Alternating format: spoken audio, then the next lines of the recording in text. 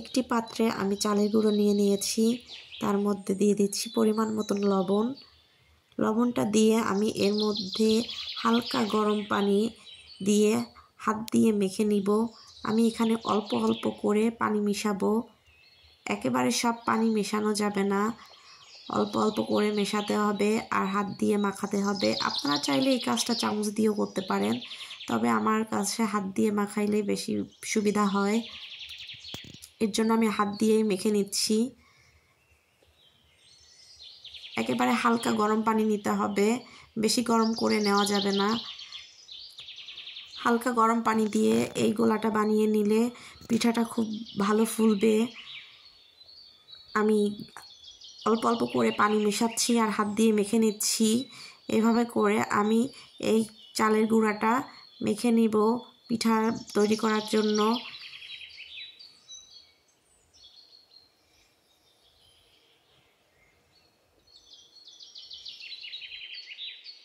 শুধুমাত্র আতপ চালের গুঁড়া এবং লবণ এবং গরম পানি দিয়ে আমি খুব সহজেই চিতই পিঠা বানিয়ে নিব।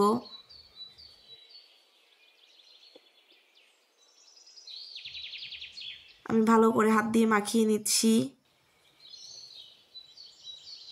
এই কাজটা একটু সময় নিয়ে করতে হবে, তাহলে পিঠা সুন্দর হবে।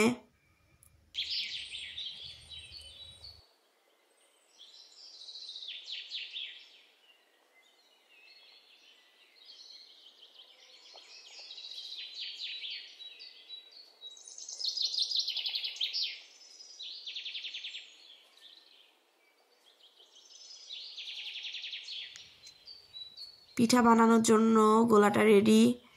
দেখুন ঠিক এরকমের হবে, বেশি পাতলা বা বেশি ঘন করা যাবে না।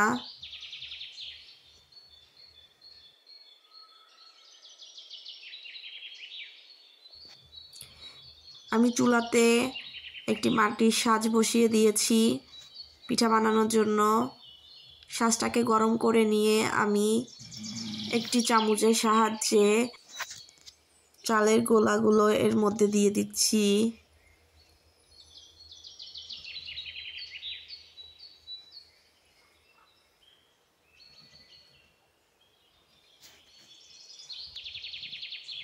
দিয়ে আমি একটা ঢাকনা দিয়ে ঢেকে দিচ্ছি। ঢাকনাটা ঘুরিয়ে ঘুরিয়ে ভালো করে মিশিয়ে নিচ্ছি।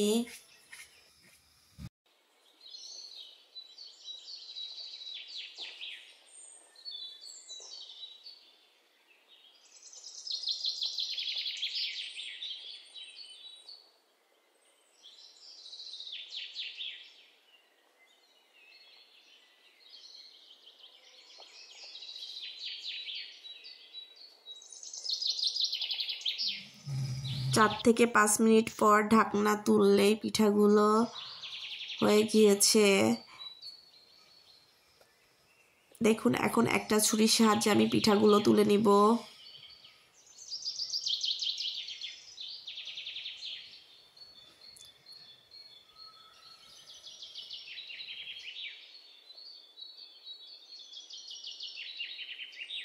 কত সুন্দর ফুলছে পিঠাগুলো।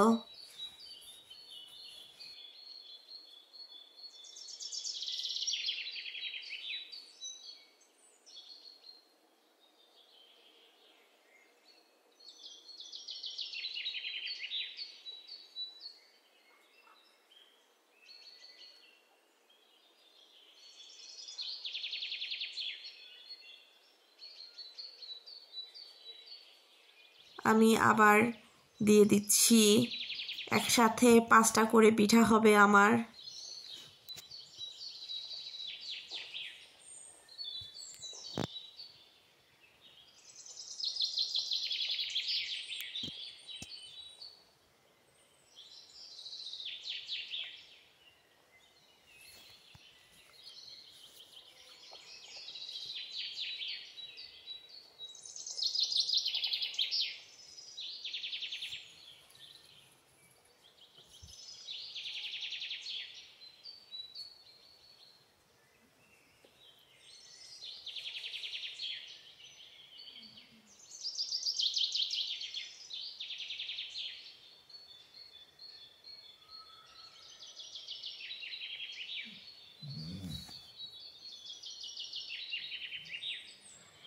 একইভাবে আমি সব পিঠাগুলো বানিয়ে নিব।